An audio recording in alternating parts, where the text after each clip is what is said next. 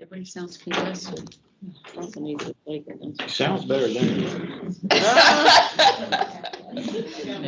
All right, Matthew chapter 8. Can y'all hear me okay? Yep. Matthew chapter 8 will be at verse 23. Let me adjust this. So those of you who came in late, we are at Barb and Justin's house because we didn't have any electricity all night. As we drove up, the Dominion Power called me and said, "So is your power on?" So hopefully it's back on at my house, but we'll be here for a little while. Anyway. So yeah, I didn't have any breakfast, so I'm throwing some cheese toast in my mouth, so I apologize for that. All right, Matthew chapter 8, verse 23. So let me read verse 1 and then we'll get background on this. So verse 23 says, "Now when he got into a boat, his disciples followed him." If you remember where we left off last time, verse 18, chapter 8 said it, and when Jesus saw the great multitudes about him, he commanded to depart to the other side. So they were in Capernaum, which is on kind of the northwest shore, the Sea of Galilee.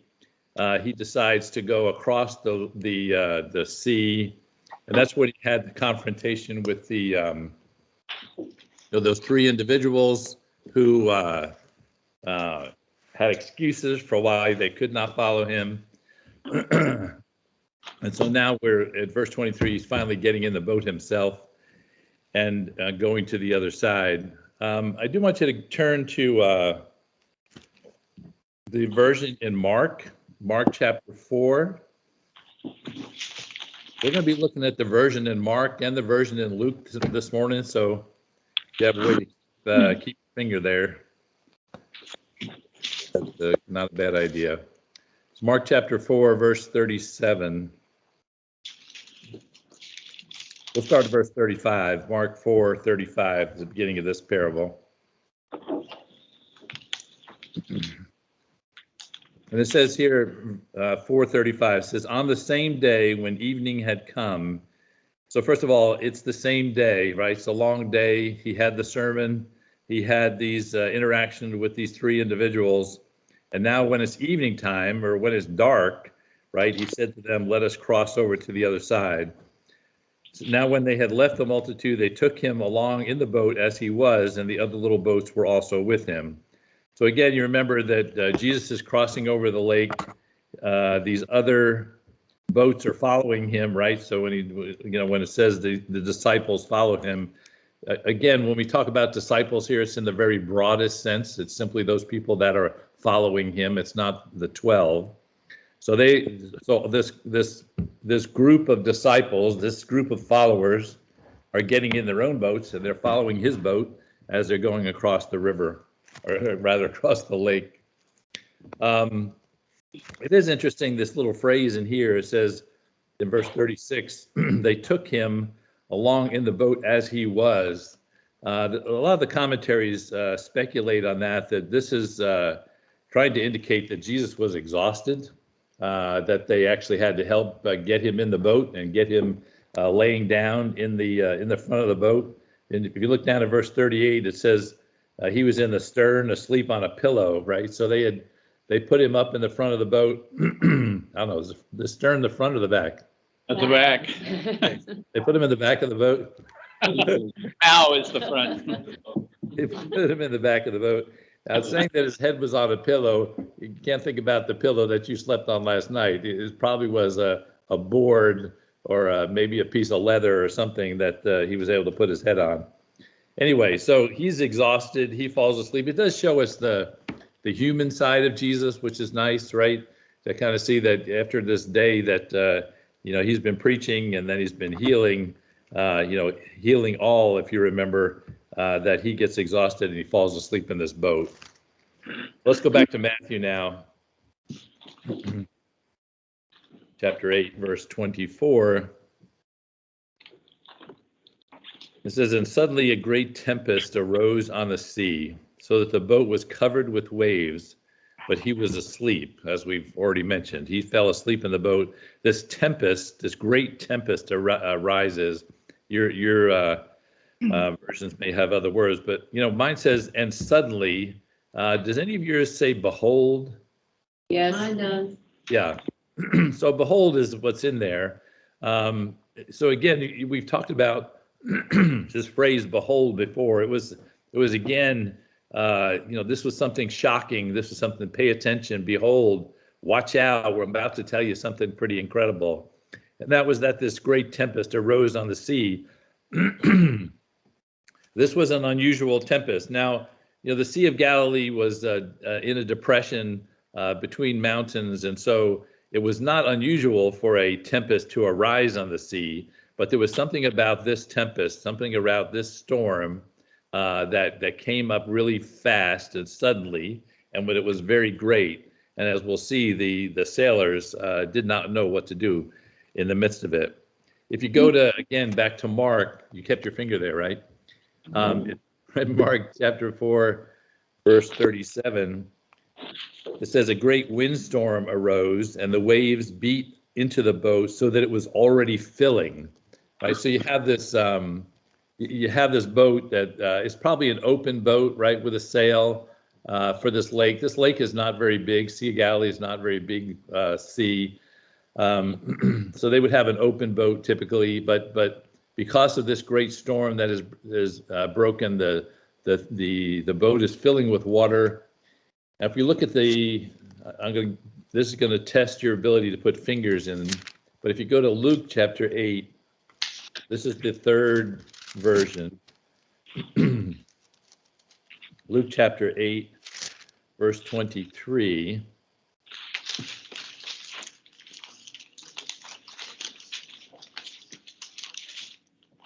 It just adds a little bit more detail. In verse 8:23, it says, but as they sailed, he fell asleep, and a windstorm came down on the lake, and they were filling with water and were in jeopardy. They just add that phrase, they were in jeopardy, right? They had a problem. The most interesting thing, however, in these verses is that Jesus is sound asleep, right? He's tired. He's fallen asleep. But, at this point, with this wind and rain and storm going on, he's probably soaking wet also, as they all probably were from the storm. The words that are used to describe the storm make it kind of like an earthquake storm. It's like the whole water was shaken. It's like the whole earth was shaken, and the storm and the waves were beating against it, and the boat was filling up. It was a pretty tough situation that he was in the middle of.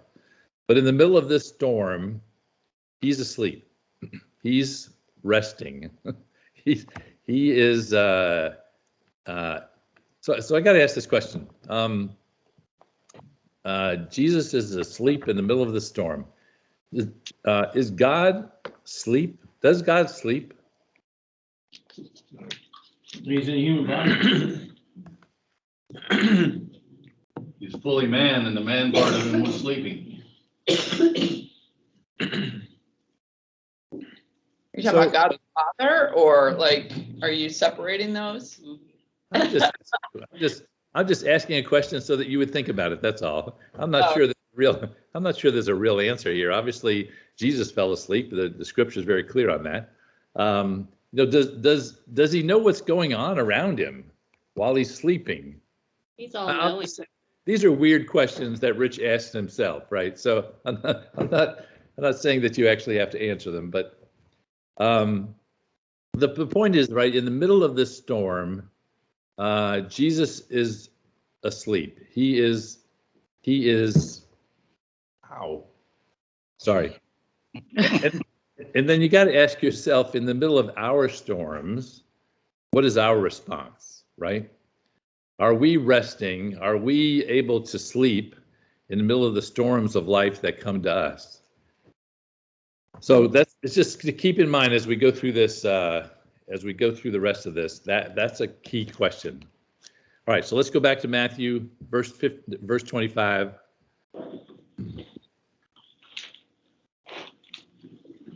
Got to keep two fingers in those other places. We'll be back.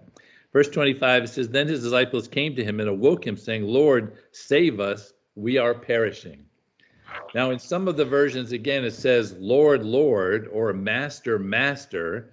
It was like he was so asleep, they had to call him twice. They had to shake him and say, wake up, we're perishing. We're in big trouble. Again, look again at Mark chapter 4, verse 38. I find this phrase key. 4:38. It says, but he was in the stern. That's in the back, just in case you didn't know that.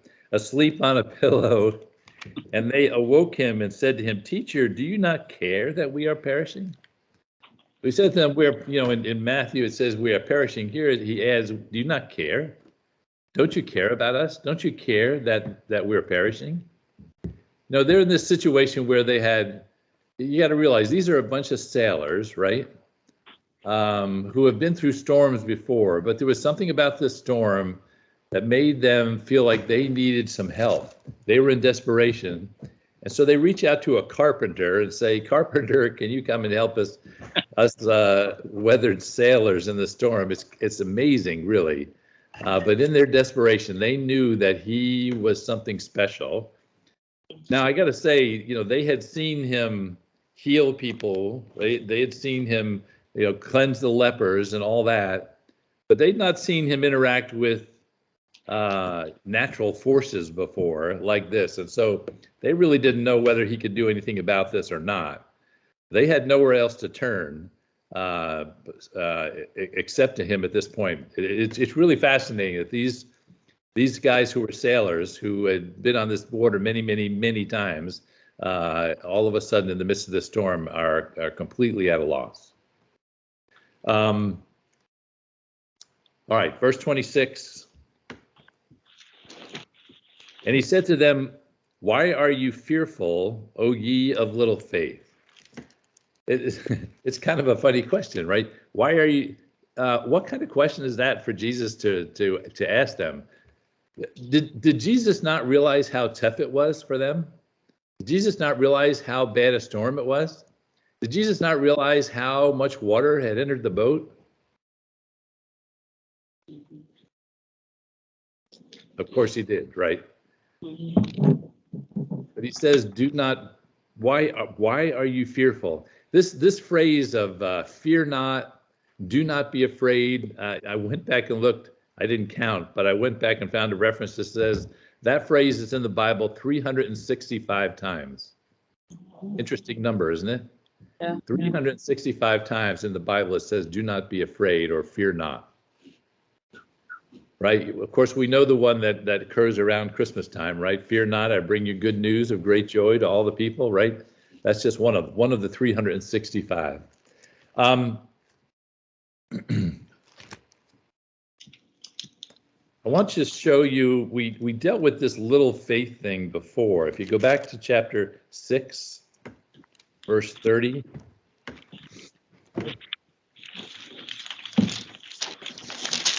28. Matthew 6:28 says, so why do you worry about clothing? Consider the lilies of the field, how they grow, they neither toil nor spin. Yet I say to you that even Solomon in all his glory was not arrayed like one of these. Now if God so clothes the grass of the field, which today is and tomorrow is thrown into the oven, will he not more clothe you, O you of little faith? And you remember we talked about little faith at that time.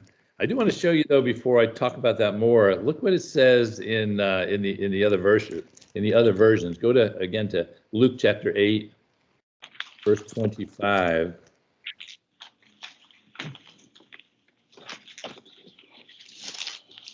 Luke 8:25. It says, and he said to them, where is your faith? And they were afraid and marveled, saying to one another, et cetera, et cetera. But he said to them, where is your faith? And then in Mark chapter 4, verse 40,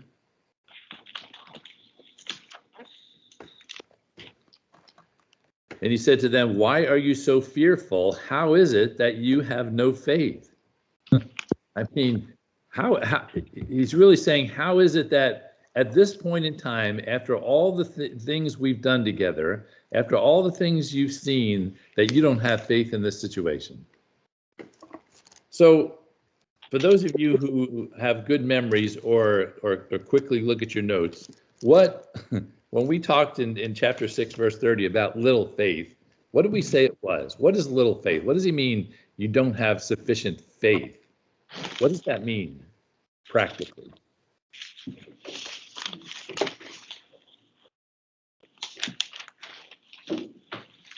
Well, you probably, the first thing you do then is worry instead of praying. And you just use your, Why worry? why pray? No, why worry? Well, I'm just saying that's our natural instinct lots of times. Right, and I'm asking you, why are you doing that? We don't trust God. We don't trust him. I Don't wrote, trust- I wrote down in my notes that you said, I think you might have said this. So we believe in Jesus, but we do not believe Jesus. Yeah, I think that's part of it, right? Yep. So why is it what is it we don't trust about him? Somebody said we don't trust him. What do you mean we don't trust him? What is it we don't trust about him? We don't trust he'll do what he says he's gonna do. For us. No, we can, but will he do it for us? We don't trust that.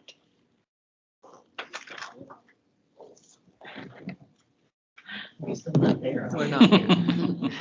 I've been thinking when you're reading this, Rich, see if I can explain it like I've been thinking.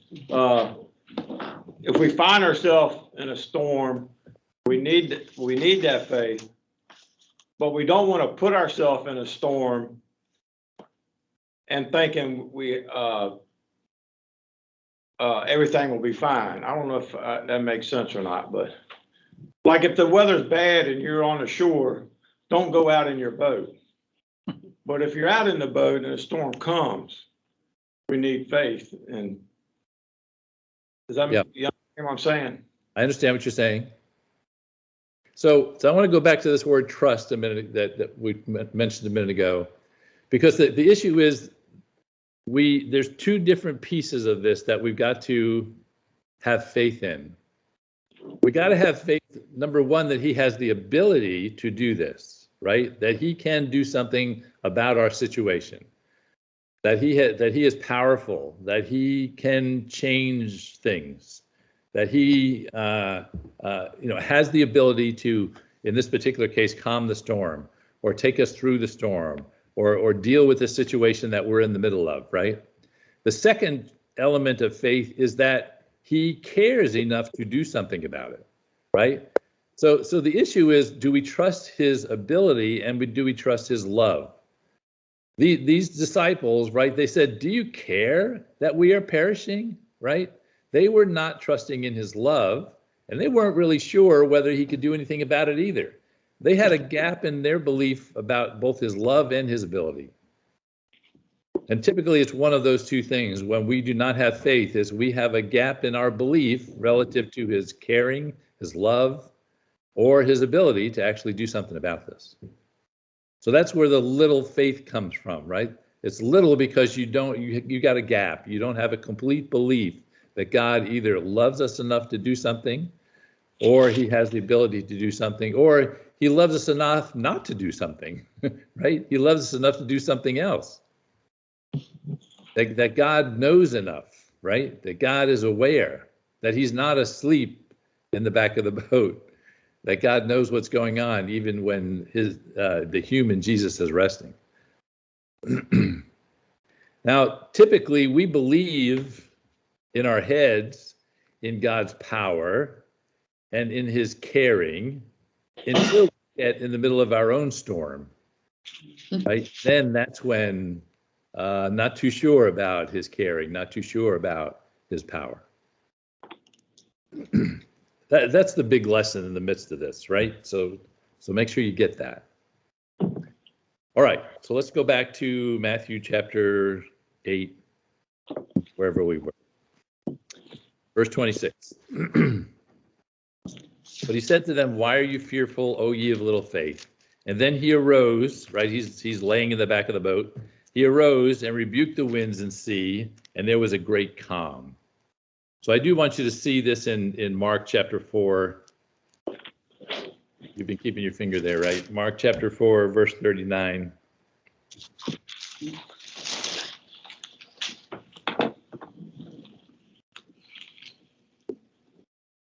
Mark 4:39 says, then he arose and rebuked the wind and said to the sea, peace, be still.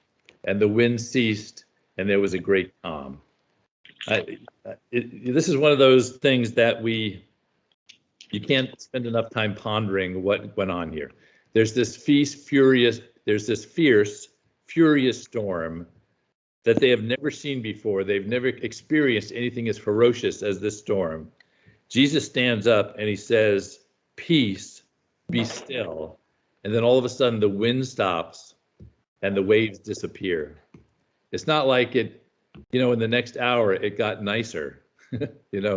All of a sudden the wind stops and the seas become calm. I mean, it's got to be a freaking crazy situation for the people in those boats, right? And remember, you got this boat, you got all the other boats around them, and all of a sudden Jesus says this, peace. He's yelling at the creation and saying, peace, be quiet, silence, and instantly this great calm. The wind is quiet, the waves are still.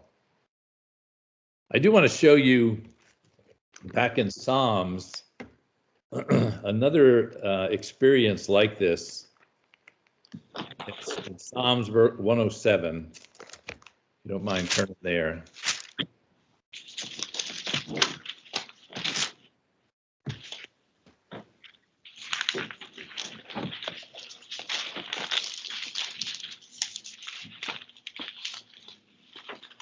Psalm 107, we'll start at verse 23. Mine says this, those who go down to the sea in ships, who do business on great waters, they see the works of the Lord and his wonders in the deep.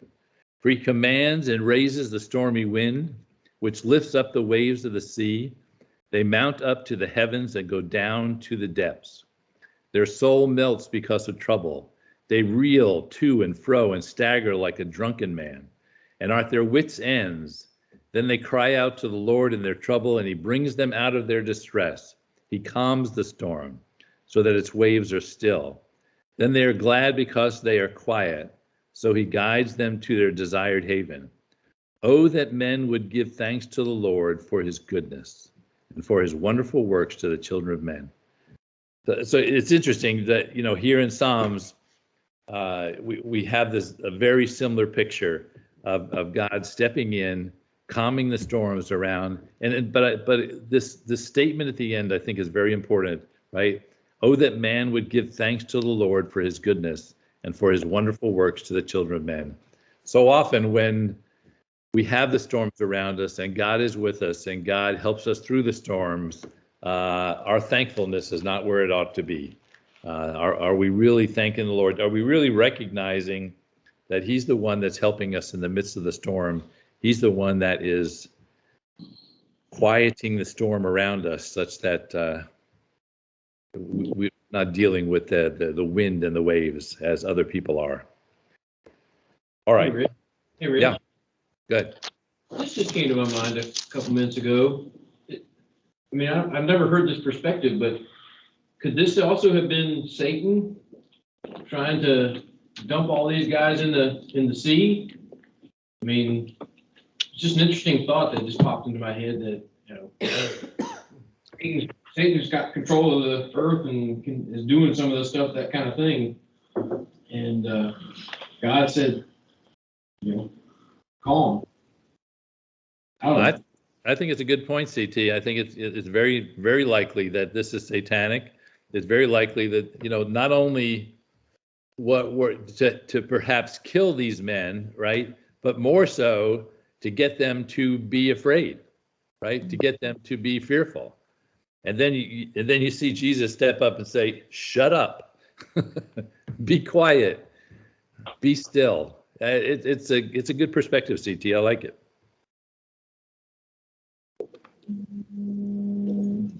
All right, let's go back to back to Matthew 8, verse 27, and look at the reaction of the men here. Verse 27. So the men marveled, saying, "Who can this be, that even the winds and the sea obey him?" I think again it freaked them out completely when they see this happen. And again, you got to go to Mark to see an even better rendition of this. Verse 41, Mark 4:41.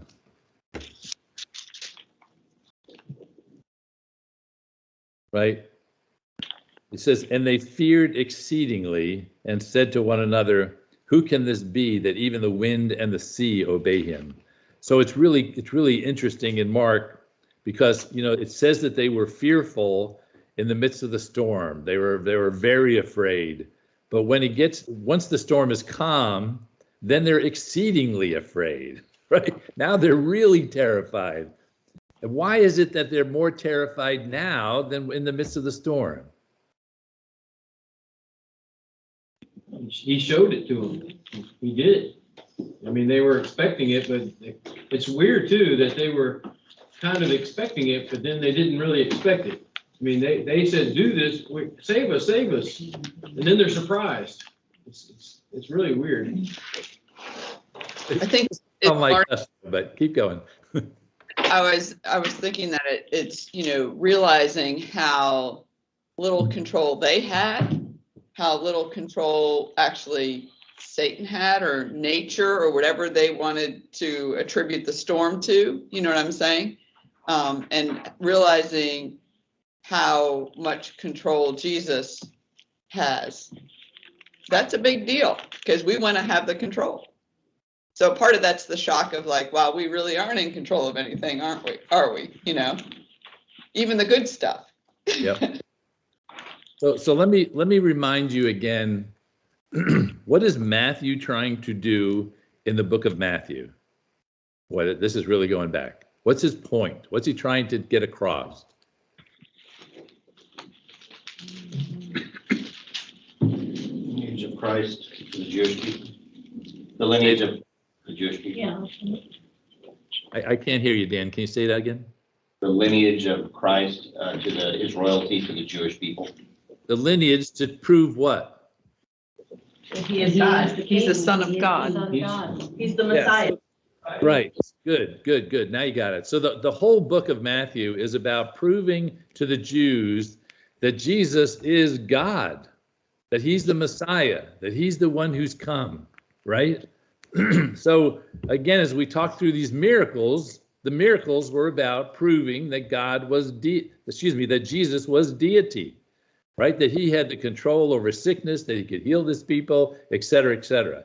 Now we see that he has control over the physical elements. He has control over the sea. He has control over the wind. Oh my goodness, this is God. I think this is the reaction that the disciples are having. They're exceedingly fearful because they realize they are in the presence of God. Right? We see this all through Scripture. When people realize they're in the presence of God, they say things like, they're fearful because they're in the presence of God. "Oh, me of unclean lips, I am a sinful man," right? All of those kinds of statements. When people realize they're in the presence of God, and I think that's exactly what's going on here. These disciples recognize this was God. He's the creator. He's the one that controls the wind and the storm and the sea and the waves. This is God, and we are in the same boat with him. Maybe I should jump out of this boat. I mean, I think they're terrified. Really.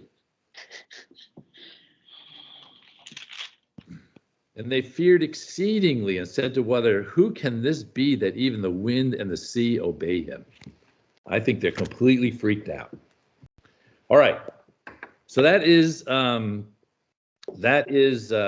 number one for today, but we're going to do two. Yahoo! So let's keep going. Verse 28.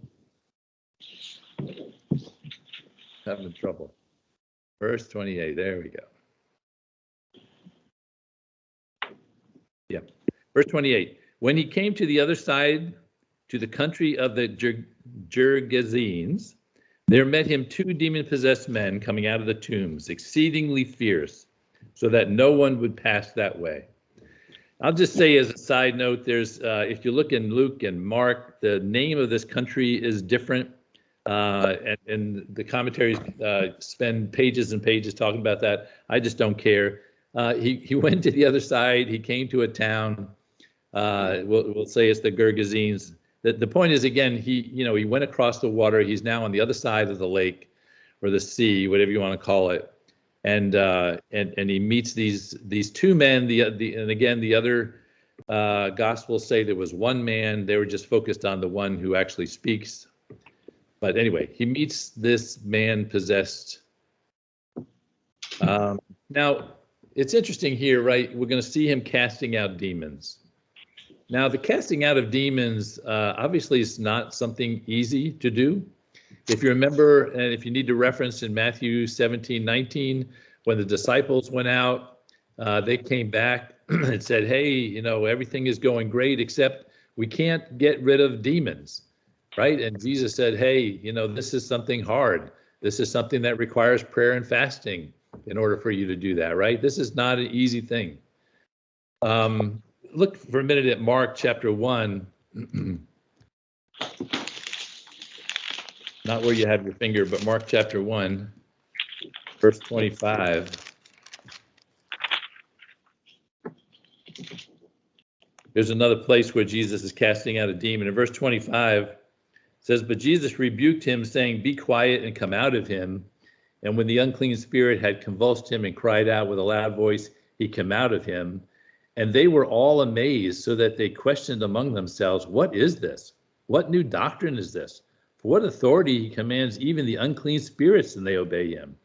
So again, this is taking the demons out, right? Getting the demons out is something that they did not understand. This is not a normal thing that people would do. And so when he did it, it was, again, back to understanding who he was as God. All right, so let's go. When we get to verse 28 and we get to the other side, you remember, by the way, this storm that came up in the middle of the night, right? By the way, when they're in this boat, the storm comes up, it's dark. In the nighttime, they navigate by the stars. No stars when the storm comes up. So they're lost. The wind is going crazy. Just to kind of add to the sense of dread that these fishermen had. Anyway, so when we get to verse 28, we're probably the next morning, right? They're now on shore on the other side of the lake, and these 2 men come up to them. These demon-possessed men. Now, let me just tell you, in Luke chapter 8:27, you don't need to turn there. It says that the man was probably naked. In Mark chapter 5, verses 3-5, it talks about that they broke chains that were around him. They had awesome strength, right? So these demon-possessed men were, they were exceedingly fierce, it says here in Matthew, so that no one could pass that way. You betcha, no one would go by these 2 crazy people. They're demon-possessed. They have great strength. They're running around naked. They're screaming at people. So let me ask this question. Is demon possession real? So it's interesting, half of the commentaries I read said, demon possession was just a false understanding of mental illness during that time, right? People didn't understand mental illness. These people were just mentally ill, and it was it was described as demon possession during that time. What are your thoughts on that? I'm going to have a bite of bread. One thing that strikes me when the statement that they were terrified of the storm, and then they were even more terrified when Jesus calmed the storm, that from my perspective, that would be, we live in the physical world and we've got the spiritual realm all around us in action all the time, but I'm certainly not often aware of that.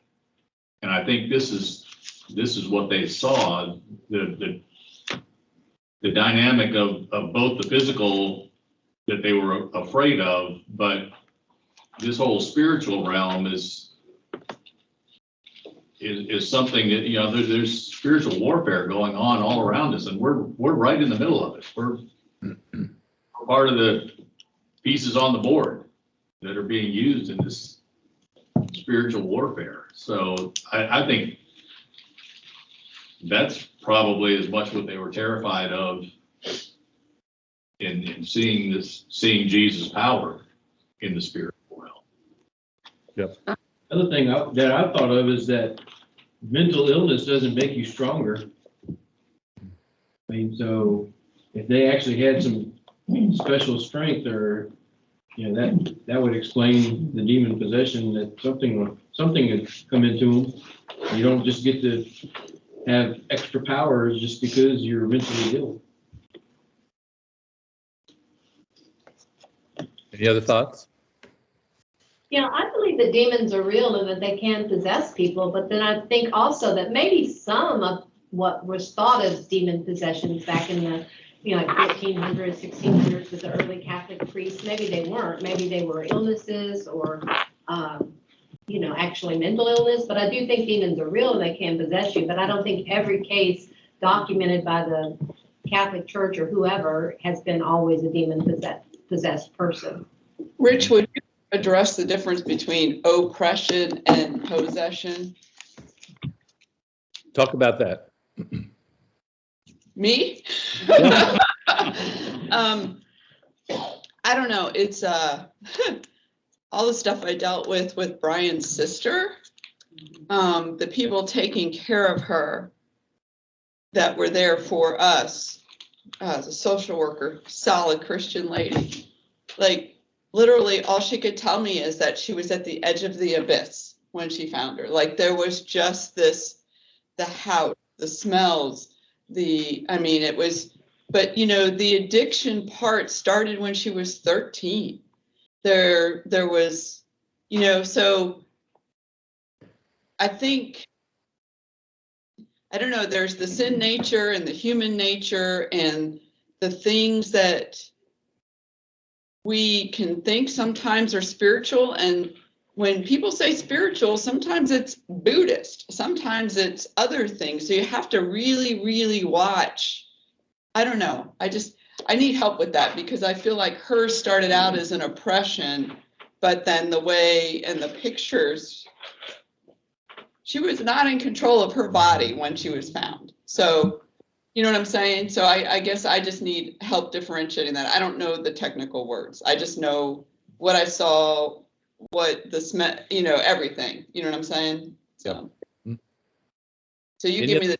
I'll make some statements, but any other thoughts there? I'm not an expert, but I'll make some statements. Any other thoughts? Well, if it's a mental illness, then they can be helped with, social workers, psychiatry, and things like this. But if it's a demon possession, though, you can have all of the. We tried all that help, though, right, with her. And if it's a demon possession, I would think the only thing that could cast out that darkness is Jesus. Yeah. If you're doing all of that, but Jesus is the only thing that will have victory and power over a demon, not any of the medical or the. Yeah.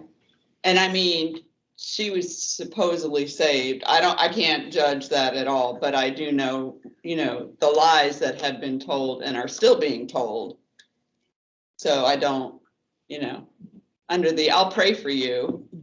No, thank you. I'm not sure who you're praying to be honest with you. You know what I'm saying? That sounds awful. But. Yeah.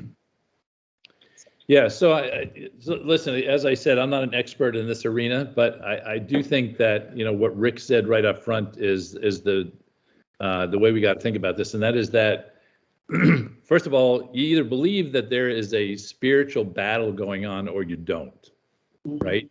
A larger spiritual battle. I believe there's a spiritual battle going on that's larger than we are. And as Rick said, we're right in the middle of it. We're pawns in this game that's going on. So, can there be demon possession? What's the difference between demon possession and demon oppression? I guess I always think about it kind of on a sliding scale, right? That all of us are annoyed by demons. Some of us are listen to demons more than we should, right? And then some of us, I think, are controlled by demons and possessed by demons. And the reason I say that is because there are good quality people that I know who have experienced interactions with people who they believe very firmly were demon possessed, who were acting out of a different character than their own character, who were speaking in different voices. As Karen said, there was often an odor involved. So I to just throw it out and say, well, that's just mental illness, I think is a mistake. It's not to recognize that there is a spiritual battle going on, and what does it mean to be demon possessed? I don't have a clue, but there's definitely some kind of sliding scale in my mind, the way that demons attack individuals. By the way, what is a demon? The scripture describes them as these fallen angels, right? The fallen angels who are now under the control of Satan. So these are powerful beings. This is not just some kind of little wispy thing sometimes we think about as a demon. These are powerful angels that have power. They don't have the power that God has, but they have power, and they can, to think that they could come in and take over a person and control their actions and control their thinking, control their words, is certainly within the power of an angel. So I just wanted to have that little conversation before we went on to just it is certainly that I believe there is a spiritual war going on, and that there are demons, and that they are active, and that they're a pain in the butts to most of us. But they, to some people, they do a lot more than that. So Rich, I see like in chapter 8, I'm just kind of looking over it, because Matthew's talking about proving to the Jews that Jesus is God. And it seems to me in chapter 8, they're showing evidence, like in the beginning, it was he in control of the physical because he's healing. And then they show him being in control of nature because he's calming the storm. And now they're showing him being in control of the spiritual world. So they're showing these different levels of him and proving that how he's God. Absolutely. You got it. You got the gold star for today, Debbie. That's exactly right. I'll take it. One thing also, Rich, I think about too is sometimes it's easy to focus on these activities of demons and then miss what they're really probably spending most of their time doing, which we talked about is deception. Yeah. And we miss that, focusing on these Hollywood kinds of things of possessions, and they're like, yeah, that's probably 1% of really what their main activities are. Yeah. The other thing, Rich, is I know this sounds kind of, it's something Brian and I have talked about, is not to give credit or I'm not saying we absolutely believe in, demon possession, oppression, all of this, but not to give over to that as a primary. Your primary is your relationship with the Lord. Don't get so focused on this stuff. I mean, and that's what we had to keep telling ourselves every day with his sister. Like, prayer, like our relationship with the Lord is what we need to do. Everything will come from that. We just need to stay focused on the Lord. And we had to do that like every second of some days. You know what I'm saying? Otherwise, you can get caught up in that thinking, oh, I can fix it because I'm a nurse. I can fix her. No, there's no fixing. Mm-hmm. It's like you said, only the Lord Jesus. And if she's not willing to accept or acknowledge the Lord, which, and his power and, and believe, then but I can't get so wrapped about that I miss, focusing on the Lord and who he is and praising and thanking and all of the things that are required to keep that relationship strong so that I'm not distracted by, I don't want to say distracted, but I do acknowledge it and recognize it, but I don't want it to control my relationship with the Lord. Does that make sense? Yeah, and even in a simpler situation than yours, Karen, we can get into the situation where we start blaming things on the devil when it's really our own stupidity, right? Yeah, and our that's it. lack of obedience for not things not going the way that they should go. So yeah, that's a good point. All right, look at verse 29. So here now. Verse 29 says, and suddenly they cried out, saying, what have we to do with you, Jesus, you Son of God? Have you come here to torment us before the time? So here now the demons are crying out from these men, right? Calling him Jesus, Son of God, right? These demons know who he is. One thing that's just kind of fascinating to think about, Jesus has always been, right? These demons, by the way, have always been. They were in heaven with Jesus at some point in time before they fell. So they knew who he is. They know it's kind of a fascinating thing to think about, right? They're now demons down here on earth, but they used to be in his presence in heaven before he came down to be a man here on earth. So I don't know. I just find that to be fascinating. Look at Mark chapter 5 again. Mark chapter 5 is the reference for this particular passage. Mark 5, and look at the response of the demons here. In chapter 5, we have the same story about these demons. Look down at verse 5. Chapter 5, Mark 5:5.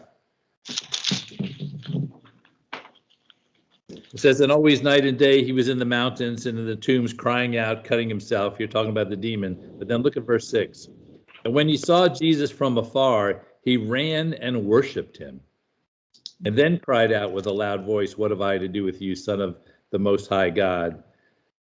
Do not torment me, right? So, this is fascinating. This demon comes and worships him. Why? Why does he worship him? He knows he's in control. Jesus is in control and that he can do away with him and put him in the fiery pit forever and ever. He knows who he is, right? He knows his power. It's amazing that verse, we read it often and we love it, where it says, at some point, every knee shall bow, right? And here you see even these demons bowing and worshiping before Christ because of who he is. They know his power. They know who he is. And their response is to worship and bow down before him. And this reminds us of those other verses that we've read before, right? In if you need the reference, James 2:19, right? It says the devils also believe and tremble, right? Mm-hmm. Remember that one? This is the same kind of situation when they know who he is, and their response is to worship and to tremble and to bow down and to just recognize him as Christ. It's just kind of fascinating. Rich, do you think they had regrets? Like, they were thrown out of heaven. They made a decision in heaven, and went down. And then, of course, they will recognize Jesus and worship. But well, look. Let's go back to Matthew a minute to kind of answer that question. Look at what they say to him in verse 29. And suddenly they cry out, what have we to do with you, Jesus, Son of God? Have you come to torment us before the time? Right? Before the time. So they knew what was coming. They knew that they were going to be tormented. They knew they were going to be thrown into the pit. But they say, why are you coming now? It's not time. Go away, right? I don't want to go to bed now, right? It's just amazing, really. So, do they have regrets? I think demons are so messed up in their head they don't have regrets. But I Right. think they definitely knew what their end was. They definitely knew where they were going, and they just were kind of delayed. So it does make you wonder, what are demons trying to do now if they know this is their end? Misery loves company. Have as much fun as they can. What are they trying to accomplish? Well, deceive as many as they can. Deceive as many as they can. They want everybody to go down with them. Mhm. We're going to all go into hell. We're going to go into the pit. We're going to try to take as many people with us as we can. Through deception, through oppression, through possession, whatever it takes, we're going to do that. And what's interesting here is when it says, verse 29, have you come to torment us? If you look at one of the other versions, I can't remember which one it is now, either in Mark or Luke, it says, have you, oh, here it is. It's a little bit later. Anyway, he says, don't throw us into the pit, right? I don't want you to throw me into the pit now. We know that's going to come later, but don't throw me into the pit now. It's a fascinating, but as Karen said, don't spend too much time on it because it's not where we ought to spend all of our energy. But it's a fascinating study of demons and who they are, what they think, and why they're doing what they're doing is just interesting. So Rich, once they're in the pit, they're in the pit. So they're not ready to go because they haven't been able to take as many people with them as they want to. Oh yeah, sure. Be still on earth so that they can, okay. Yeah, Got it. and not only that, that's the place of eternal torment. They don't want there. They'd rather stay here on earth. We can have a lot of fun with these humans. Mhm. They're a lot more fun to play with. By the way, C.S. Lewis, right? The letters called Screw Tape Letters. Mhm. If you haven't read that, you ought to read it. It ought to be required reading of everyone. C.S. Lewis, Screw Tape Letters, fascinating study on what devils think. And it really goes back to what was said earlier. It's more about deception than about possession. And that book handles it really well. Okay, verse 30. Is that where we are? Yes. Now, a good way off from them, there was a herd of swine feeding. And so the demons begged him, saying, if you cast us out, permit us to go away to the herd of swine. So Jesus comes to them, and the demons recognize who he is, and so they say, do not torment us before the time. Hey, there's a bunch of swine. Can you allow us to, if you're gonna pull us out of this man, can you just throw us into those swine? So first, a couple things about this. First of all, these swine. This would be very unusual for any Jew to have pigs, right? Mhm. They're not kosher. So this is probably non-Jews who had these swine that were nearby. In Mark, it says there was probably 2,000 of them. Let's keep going to verse 32, and then I got a couple questions to ask, and we're going to run out of time. And he said to them, go. But you got done early last time, so running a little over this time, you'll be okay. Verse 32. And he said to them, go. And so when they had come out, they went into the herd of swine, and suddenly the whole herd of swine ran violently down the steep place into the sea and perished in the water. So, recognize again, we've already said that this whole idea of getting possessed demons out of a person was a tough thing to do, but not for Jesus. He just says, go, and they're gone. The shocking thing in this whole paragraph is how fast this happened, right? You look at, the Catholic Church, and when they talk about exorcisms, right? This is a long process with a lot of pain and suffering. When Jesus does it, he just says, go, and it just quickly happens. And all of a sudden, this man returns to his senses, and all of a sudden, the pigs are in. The pigs have the demons in them. It shows again his power. His ability to do this. Now, I got to ask, why did Jesus send them into the pigs?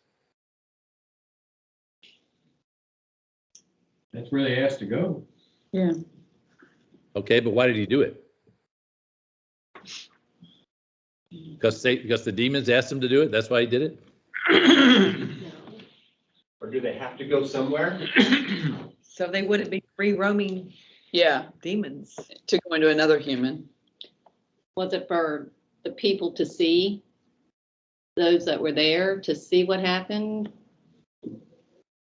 Yeah, I think it was part of the demonstration of his power, to demonstrate that the demons actually left this man and went into these pigs. By the way, in Mark, he asked a question for his name, and he says, "We are legion," right? There are many of us, and that's why you have these 2,000 pigs. There's probably 2,000 demons that are in this man or in these men that are taken out. So I think part of the reason was putting them in the pigs was just to show these demons are gone, and they are now in these pigs, and these pigs then are attacked by these demons and run off the cliff. So I think part of it is just for a demonstration. Was there another comment? All right, verse 33, though, we got to get to, and then we'll close in 34. Then those who kept them fled, and they went into the city and told everything, including what had happened to the demon-possessed men. So the sheep herders run into the city, and they tell everybody what happened to this man, right? That he had these demons. They all knew him. They didn't go that way. He had the demons have left this man. They went into the pigs. And then verse 34, and behold, the whole city came out to meet Jesus. This is obviously a revival, right? Because all these people are coming out after they've heard this. Not exactly. And when they saw him, they begged him to depart from their region. Why? Why? People are stupid. Scared? Because they lost 2,000 They lost pigs. 2,000 Right. pigs. Yeah, they just had their food supply decimated. Well, no, they don't eat pigs, but, They don't need all that disruption. Non-Jews would. Well, I thought they were non-Jews, oh, non-Jews. apostate Jews, and that they were having something to do with swine, and they were mad because that was their livelihood, I didn't realize that they weren't Jews. I thought probably they were, and they were, interested in their wallet more than Jesus healing.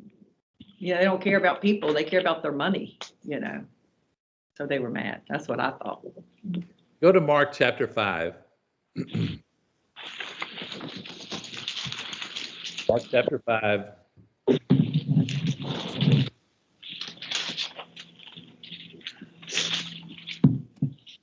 Mark 5:14. So those who fled, so those who fed the swine fled, and they told it in the city and in the country, and they went out to see what had happened. They came to Jesus and saw the one who had been demon-possessed and had the legion sitting and clothed and in his right mind, and they were afraid.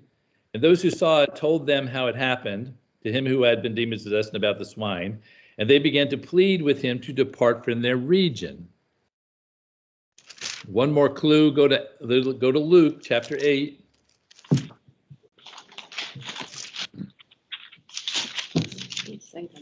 Luke chapter 8, verse 34.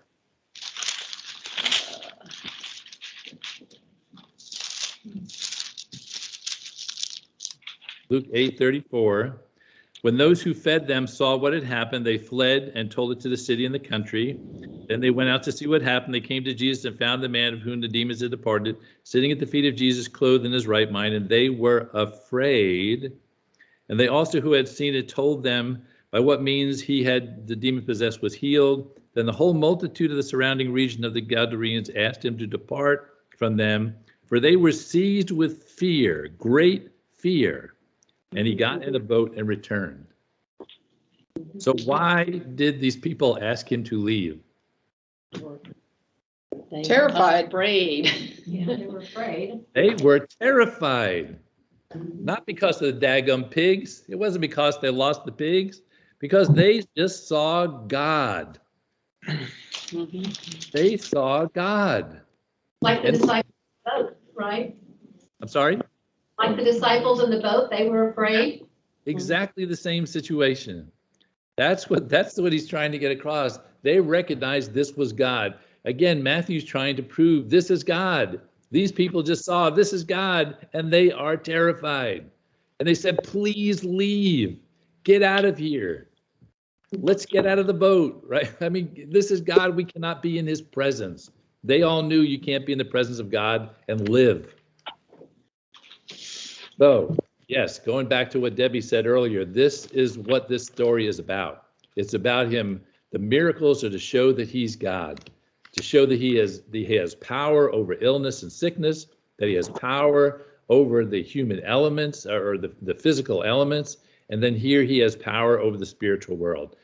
And the people react as they should react, and they recognize this as God, and they're terrified, and they're fearful, and they want him out of there. It's kind of an amazing series of stories. They're afraid as in all afraid, because I don't think. I think all afraid and scared afraid. I mean, I think both are included in here. They don't want it. They're terrified of having God in their presence. They knew that if you're in the presence of God, you die. I mean, that's the understanding at this point. So. Well, here's a crazy question. I'm confused. Even though the pigs drowned, are the demons still on the loose? Yeah, I thought the same question, Curtis, and nobody answers that question in any of the commentaries. If you find the answer to that question, that's a good one. I don't know the answer to. I think, yes, they're disembodied spirits. When the pigs die, they're disembodied. They go about doing what they normally do by annoying people, right? They're not in possession of people at that point. But again, nobody addressed that in any of the commentaries. It's kind of interesting.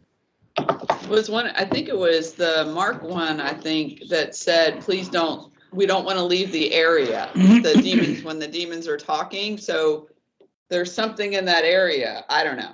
Well, I think that, if you look at the Luke version, it says, please don't send us to the pit. I think that's the area that they didn't want to go to. Okay, gotcha. Okay. We want to stay in this earth area. Right. Don't send us to that pit area, I think was what they were saying. Yeah. All right. Prayer requests. Yep. Stop the recording. Thank you, Joe. Joe, any prayer requests?